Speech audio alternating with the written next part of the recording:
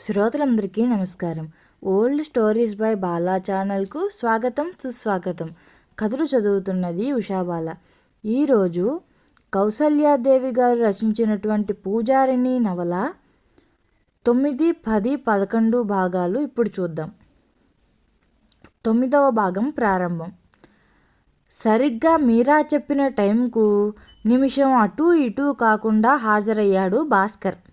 ఏదో పెద్ద విందుకు వెళ్తున్నంత ఆర్భాటంగా ముస్తాబయ్యాడు. అంత దూరానికే సెంటు వాసనలు గుప్పుమంటున్నాయి. వచ్చేశాను మీరా, సంతోషంగా చేయి ఊపుతూ ప్రవేశించాడు ఆవరణలోనే ఎదురు చూస్తున్న మీరాను చూసి. రండి, లోపల కూర్చున్నాం, ఇక్కడ కాదు. మెల్లగా లోనికి దారి తీసింది మీరా. వెరీ గుడ్, పొంగిపోతూ అనుసరించాడు భాస్కర్. ముసలాళ్ళిద్దరూ బయటకు పోయారా ఏమిటి? భలే ఛాన్సులే మనకి అంటూ ఉల్లాసంగా లోపలకడుగిన భాస్కరు మ్రాన్పడి నిలబడిపోయాడు, వెర్రిగా మీరా దశ చూస్తూ. వాలు కుర్చీలో ఆసీనుడై తదేకంగా తననే చూస్తున్నాడు రామదాసు. బాబాయ్ గారు, ఈయన 4 రోజులుగా ఈ సమయంలో మీతో ఏదో పనున్నదని వస్తున్నారు. అదేమిటో అడగండి అనేసి మీరా అక్కడి నుండి నిష్క్రమించింది. భాస్కర్ వేషాన్ని, తీరును, ఆ అత్తరు ఘుమఘుమలను నివ్వెరపాటుతో తిలకించిన రామదాసు నేత్రాలలో అసహ్యము, జుగుప్స గోడ కట్టుకున్నాయి. ప్రతి విద్యార్థిని తాను తన బిడ్డలాగా చూస్తున్నాడు. తన విద్యనంతను శక్తి వంచన లేకుండా దారబోస్తున్నాడు. అయితే ఒక్కొక్కరి అసలు స్వరూపమే ఇదా? అడుగడుగునా నీచత్వమేనా? లోకం అసలు స్వరూపం ఇదా? మాస్టారు, నేను మీరా అది ఏదో చెప్పటానికి తడబడుతూ ప్రయత్నం చేస్తున్న భాస్కర్ను నోర్మోయ్ అన్న రామదాసు సింహగర్జన నోరు మోయించేసింది. మొన్ననే మీ నాన్నగారు కనిపించి చెప్పారు, నీకు పెళ్ళి ఈ వచ్చే నెలలో జరుగుతుందని, నీ వైద్య విద్యాభ్యాసం అంతా నీ కాబోయే మామగారి వల్లనే నడుస్తున్నదని. అటు నీ బ్రతుక్కి బంగారు బాటలు వేసుకుంటూ ఇక్కడ ఒక అమాయకురాలి జీవితం భస్మం చేయడానికి వచ్చావా? ఎందుకు ఈ నీతిమాలిన చదువులు, వేషభాషలు? మీరా బుద్ధిమంతురాలు కనుక నీ పాచిక పారలేదు. అదే మరో అమాయక అయితే ఈనాడు ఏం జరిగి ఉండేది? ఛీ పో, మరలా ఇక్కడ అడుగు పెట్టకు, నాకు నీ ముఖం చూపించకు. మనిషి జన్మ ఎత్తినవాడు పశువుగా బ్రతకటంలో ఏమి పరమార్థం ఉన్నదో, చీచి. గిరుక్కున తిరిగిపోయిన భాస్కరు క్రోధ వీక్షణాలుగు, పాము బుసలు, పచ్చగడ్డిని కూడా భస్మీపట్లం చేసేట్లు ఉన్నాయి. 9వ భాగం సమాప్తం. 10వ భాగం ప్రారంభం. శివుడవో, మాధవుడవో, కమలాభవుడవో, పరబ్రహ్మవో ఎవరిని నిర్ణయించేదిరా? నిన్నెట్లా ఆరాధించేదిరా నరవరా? శబాష్, సరిగ్గానే నిర్ణయించారు. తల్లీనమై గానామృతాన్ని చిందిస్తున్న మీరా ధ్యానభంగమైనట్లుగా కృతిని ఆపి కళ్ళు తెరిచి చూస్తూనే కలవరపడింది. అభిముఖంగా ద్వారం ముందు సావధానుడై నిలబడి తననే తదేకంగా తిలకించుతున్న సుందరాకారుని ప్రసన్న వదనాన్ని చూచి మధురాతి మధురమైన చిరుహాసం నర్తిస్తున్నది అతడి పెదవులపై. సరిగానే నిర్ణయించారు, నా పేరు నరహరి అన్నాడు ఆమెనే తదేకంగా చూస్తూ. పూర్తిగా ఆంధ్ర వేషధారణలో నవ మన్మధునిలా ఉన్నాడు ఆ యువకుడు. ఎవరి యువకుడు? ఏమా చొరవ? దిగ్భ్రాంతురాలైన మీరా కొన్ని క్షణాలు అలాగే మౌనంగా కూర్చున్నది తలవాల్చుకొని. అంతలో కర్తవ్యం స్ఫురణకు రాగా వీణ ప్రక్కన ఉంచి లేస్తూ, నమస్కారం, బాబాయ్ గారు ఇంటి దగ్గర లేరు అన్నది. ఓ, వారి కొరకే వచ్చాను, కానీ అడగటమే మర్చిపోయాను. మీ గానం వింటూ, అసలే దేవామృతవర్షిణి రాగం, మీ గొంతులో అది పలుకుతుంటే ఏమని వర్ణించను? అమృతపానమే చేసినట్లున్నది. ఈ పొగడ్తలకు మీరావదనం సిగ్గుతో వాలిపోయింది. కూర్చోండి అన్నది తివాచీ చూపుతూ. ఆనందంగా ఆసీనుడైనాడు నరహరి. మీకు సంగీతంలో బాగా జ్ఞానముండదనుకుంటాను అన్నది. నరహరి నవ్వి ఊరుకున్నాడు. కొంతసేపు ఆ గదిని 4 వైపులా పరీక్షగా చూస్తుండిపోయాడు నరహరి. మీరా అధోవదనయ్యి కూర్చుని ఉన్నది. ఆమెతో ఏదో ఒకటి మాట్లాడాలని ఉన్నది అతడికి. కైసికి నిషేధాలు మీ గొంతులో పలికినంత మధురంగా పలుకగా నేనింతవరకు వినలేదు అన్నాడు మీరానే పరీక్షగా చూస్తూ. మీరా ఆశ్చర్యంగా చూసింది, సమాధానం చెప్పలేదు. నరహరి నవ్వాడు. ఆ నవ్వు తానెన్నడూ చూడనంత మధురంగా, మనోజ్ఞంగా మనసును తాకి గిలిగింతలు పెట్టింది మీరాకు. ఏమిటిది? ఎవరితడు? ఇతగాడిని చూచిన నా మనసున ఏమిటి మార్పు? ఎందుకీ కలవరపాటు? అనుకున్నది ఆమె. నేను ఎవరిని అని కదూ మీ ఆలోచన? అలాగే నవ్వుతూ అడిగాడు నరహరి. కలవరపడింది మీరా. ఇదేమిటి నా మనసును చదువుతున్నట్లుగా మాట్లాడుతున్నాడు? నేను మాస్టారి శిష్యుడనండి, చాలా ఇష్టమైన శిష్యుణ్ణి. ఒకానొకప్పుడు ఆయనకు అడగకుండానే తనను తాను పరిచయం చేసుకున్నాడు కొంటెగా నవ్వుతూ. మీరా ఒక్కసారి అతడిని చూచి కన్నులు వాల్చింది. అయితే ప్రస్తుతం ఈ ప్రియ శిష్యత్వ స్థానం మీదనిపిస్తోంది. మీ మాట విన్న నాకు మరో కొంటె విసురు అదే కొంటె నవ్వుతో. ఈసారి చురుకుగా చూచింది మీరా. మీరు ప్రస్తుతం సంగీతానికి స్వస్తి పలికి భట్రాజు ఉద్యోగం చేస్తున్నారనుకుంటాను. భట్రాజా? చాలా అమాయకంగా ఉన్నది నరహరి వదనం. అదే ఉద్యోగం. క్రొత్తగా వచ్చిందా? ఇక్కడ దొరుకుతున్నదా? నాకు తెలియనేది లేదే. ఈ కొంటెవాణితో తాను మాట్లాడలేనని గ్రహించిన మీరా మౌనం దాల్చింది. ఇంతకు మీరు మాస్టారికి శిష్యురాలా లేక కుమార్తెనా? నాకు తెలిసినంతవరకు మాస్టారికి పిల్లలు లేరు. ఆ ఆపద నుండి రక్షించటానికి అవతరించినట్లుగా ప్రవేశించాడు రామదాసు. ఎవరది అంటూ గండం గడిచినట్లు భావించింది మీరా. మాస్టారు, నన్ను గుర్తుపట్టలేదా మీరు? భక్తిగా పాదాలు స్పృశించుతూ అడిగాడు నరహరి. నువ్వా నరహరి? సంతోషాప్యాయతలు పొంగి పొరలగా దగ్గరకు తీసుకున్నాడు. ఈరోజు చాలా సుదినం. నా ప్రియ శిష్యుడు ఇలా నన్ను వెతుక్కుంటూ రావటం. పత్రికలలో చూస్తున్నాను నీ పేరు విశేషాలు. నా శిష్యుడింత వాడైనందుకు ఎంత పొంగిపోతున్నానో నీకేం తెలుసు? అంతా మీ ఆశీర్వాద బలమే మాస్టారు, వినయంగా అన్నాడు నరహరి. ఒక చిత్ర నిర్మాణం తలపెట్టాను. దాని అవుట్డోర్ షూటింగ్ కొరకు ఈ ప్రాంతానికి వచ్చాము. ఈరోజు షూటింగ్ లేదు. మీ దర్శనం కొరకు వచ్చాను. లభించింది. చాలా అదృష్టవంతుడను. అప్పుడే ఆలయం నుండి తిరిగి వచ్చిన పార్వతి తనను ఆశ్చర్యంగా తిలకించడం చూచి నవ్వుతూ పాదాభివందనం చేశాడు నరహరి. ఆశీర్వదించుతూ భర్త దశ చూచిందామె ప్రశ్నార్థకంగా. మన నరహరి పార్వతి గుర్తుపట్టలేదు? రంగనాథం గారి అబ్బాయి. చిత్ర నిర్మాత అయ్యాడని చెప్పాను కదూ, సినిమాలు తీస్తున్నారుట. నువ్వా బాబు? చిన్నప్పుడు చూశాను కదూ. మరి మీ గురువుగారు ఎందరికో తన పాండిత్యాన్నంతను నేర్పుతున్నారు. అయితేనేం నీలా గుర్తుంచుకొని వచ్చిన వాళ్ళు లేరు ఈ బీద మాస్టారుని. ఎంత మాట అండి, నొచ్చుకుంటూ అన్నాడు నరహరి. నిత్యం మాస్టారు నా గుండెల్లో మెదులుతూనే ఉంటారు. అయితే మద్రాసు ఎంత దూరం చెప్పండి? అవునవును. ఇంతకీ పెళ్ళయిందా? ఒక్కడవు వచ్చావేం? పార్వతీ ప్రశ్నలకు కొంచెం సిగ్గుపడుతూ లేదండి అన్నాడు. షూటింగ్ లేదన్నావుగా, ఈరోజు ఇక్కడ ఉండిపో నరహరి, సాయంత్రం వెళ్దువు గాని రామదాసు అన్నాడు.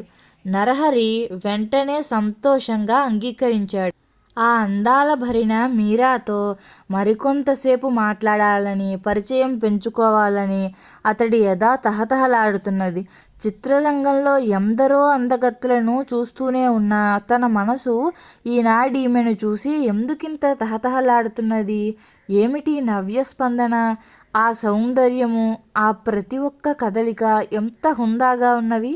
ఆ సంభాషణ తీరు ఎంత గౌరవప్రదంగా ఉన్నది! ఎక్కడా వెలితితనమే లేదు. భోజన సమయంలో, విశ్రాంతి సమయంలో ఎన్నో విషయాలపై సంభాషణ దొరలిపోయింది రామదాసు నరహరుల నడుమ.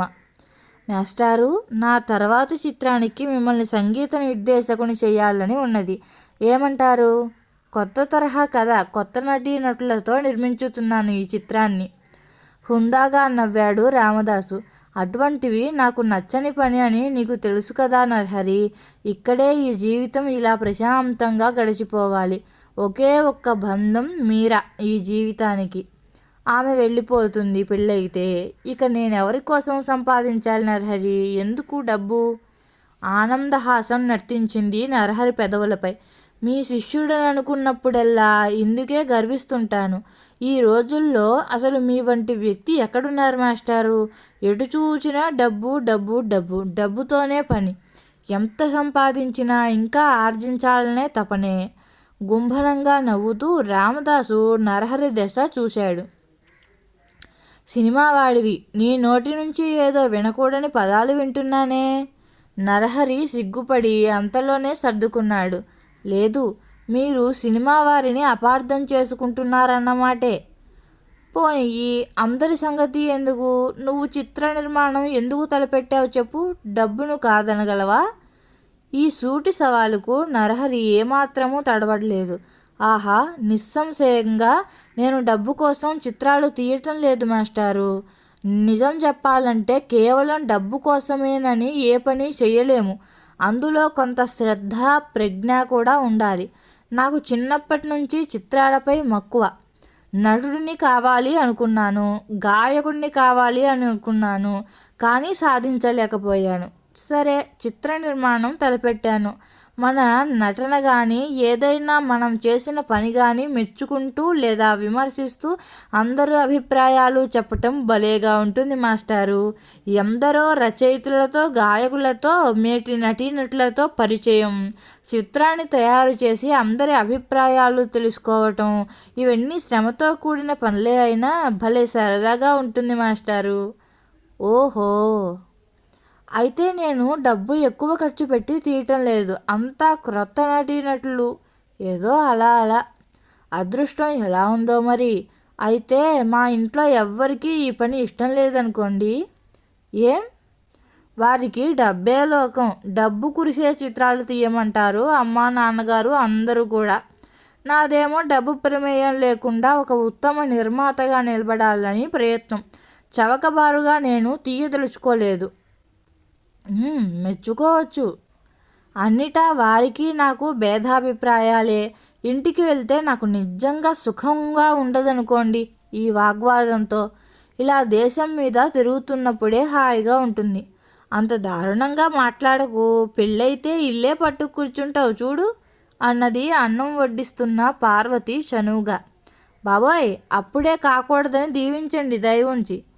ఎందువల్ల? లోపలి గదిలో నుండి అన్నీ వింటూనే ఉన్నది మీరా. ఎవ్వరి పట్ల శ్రద్ధాశక్తులు కనపరచని ఆమెకు నేడెందుకో నరహరిని మరీ మరీ చూడాలని, అతడి మాటలు ఇంకా ఇంకా వినాలని ఉన్నది ఆమెకు.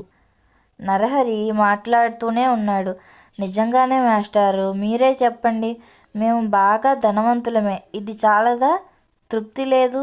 ఎవరైనా కోటీశ్వరుడికి ఏకైక కుమార్తె ఉన్నదేమోనని వెతుకుతున్నారు నాకు వివాహం చేయడానికి. ఈ దురాశలు నాకు నమ్మకం లేదు. మా అన్నలిరువురికి చాలా ధనిక కుటుంబాల వారితోనే వివాహాలు జరిగాయి. కానీ అందువల్ల సుఖపడుతున్నట్లు నాకు అనిపించడం లేదు. కేవలం లాభ నష్టాల బేరీజులే కానీ. అయితే నీకు అసలు వివాహమే వద్దా? అది కాదండి నా ఉద్దేశం, కొంచెం సిగ్గును అభినయిస్తూ అన్నాడు. డబ్బు, ఫ్యాషన్లు చూసి చూసి విసిగిపోయాను. సాధారణంగా సంసారపక్షంగా నెమ్మదిగా ఉండే అమ్మాయి, నాకు కొంచెం శాంతిని, ప్రశాంతిని ఇయ్యగల కన్య అయితే చాలు. జీవితం చక్కగా, సంసారం చల్లగా సాగిపోవడానికి మంచి మనసు ముఖ్యం. ఇంతకంటే నేను కోరినదేమీ లేదు.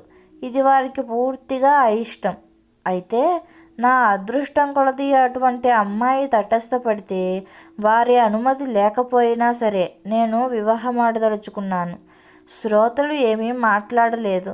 ప్రక్క గదిలోని మీరా చేయి అప్రయత్నంగా గుండె సవరించుకున్నది. మంచి హృదయం అతడిది అనుకున్నది లోలోన. ఆమె మనసు ఆహ్లాదపూరితమైనది. రాత్రి భోజనానంతరం సెలవు తీసుకుని నిష్క్రమిస్తున్న నరహరి ప్రక్క గది కిటికీ ఊచల వెనుక తనను ఆసక్తిగా గమనిస్తున్న 2 నేత్రాలను చూడకపోలేదు. 10వ భాగం సమాప్తం. 11వ భాగం ప్రారంభం. అక్కడ ఉన్న కాలంలో నరహరి 2-3 సార్లు రావటం జరిగింది. చెప్పా చేయకుండా ఎప్పుడో హఠాత్తుగా ఊడిపడేవాడు.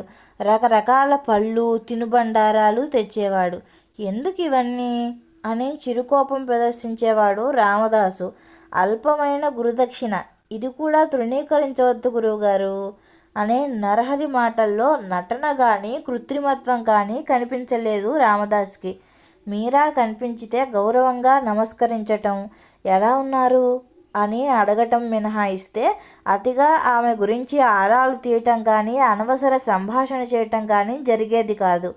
ఏమాత్రం వెకిలితనము అహంకారము లేని ఆ ప్రవర్తన తీరు మీరాను ఆకర్షించింది. అయితే ఆమె నిండు పాత్ర. రామదాసు దంపతులకు కూడా నరహరి పట్ల పూర్వం నుండి మమకారమే. ఇప్పుడతడు ప్రముఖ నిర్మాత అయి ఉండి కూడా అంత నిరహంకారిగా నిగర్విగా ఉండటం వారికి మరింత ప్రమోదకారణమైంది. ప్రతి ఒక్కరికి మనసున ఏదో ఊహ ఏదో ఆశ కదలాడుతున్నది. కానీ ఎవరికి వారే తేడా లేకుండా ఉన్నారు పైకి. ఆనాడు నరహరి ఆఖరిసారిగా వచ్చాడు. పని అయిపోయింది, వెళ్ళిపోతున్నాం అని సెలవు తీసుకోవటానికి. ఆ రోజే వస్తానని అంతకు పూర్వం వచ్చినప్పుడే చెప్పాడు.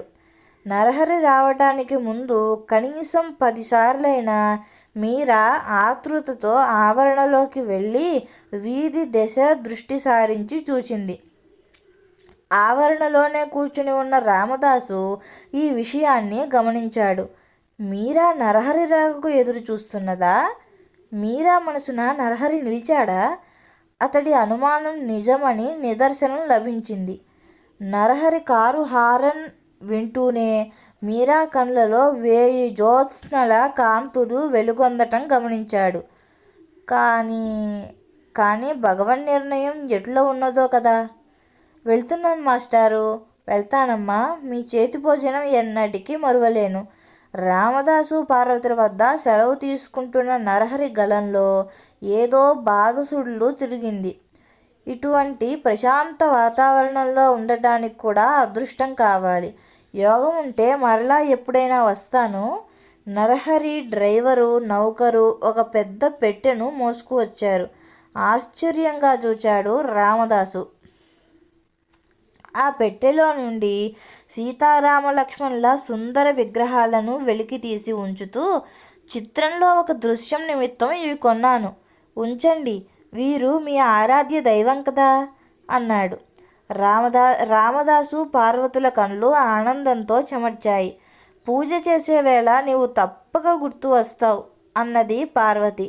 పుస్తకాల ప్యాకెట్టు ఒక దానిని అందించుతూ, ఇవి నేను వ్రాసిన కొన్ని పుస్తకాలు, నేను చిత్రాలు తీసిన నవలలు కొన్ని, మీకు చదివే శ్రద్ధ ఉంటే అర్ధోక్తిలో వదిలేశాడు. రామదాసు అందుకున్నాడు నవ్వుతూ. మీరా చదువుకుంటుందిలే అన్నీ. ఆ పుస్తకాలు మీరాకు అందించాడు. తులసికోటను ఆనుకొని నిలబడిన మీరా కళ్ళలో దిగులు కొట్టొచ్చినట్టు కనిపిస్తున్నది. వస్తానండి రామదాసుకు పార్వతికి చెప్పి మీరా దశ కళ్ళు త్రిప్పాడు. ఏమీ మాట్లాడలేదామెతో. తదేకంగా 2 క్షణాలు చూచి వెనుతిరిగాడు. మీరా కనురెప్పలు తమ ధర్మాన్ని మరచాయి. సాగిపోతున్న నరహరి పైన నిలిచిపోయింది ఆమె దృష్టి, పరిసరాలను విస్మరించి. నడవలేక నడుస్తున్నట్లుగా ఉన్నది నరహరి తీరు. గ్రహించిన రామదాసు నిస్సహాయంగా నిట్టూర్చటం మినహా ఏం చేయగలడు? బ్రహ్మరాతలో ఈ ఇరువురికి జోడీ ఉన్నదో లేదో. 11వ భాగం సమాప్తం. మిగతా భాగాలు మరొక వీడియోలో చూద్దాం. ఈ కథ కనుక మీకు నచ్చినట్లయితే నా ఛానల్ను లైక్ చేయండి, షేర్ చేయండి, సబ్స్క్రైబ్ చేసుకోండి. మళ్ళీ మిగతా భాగంతో మళ్ళీ కలుద్దాం. అంతవరకు నమస్కారం.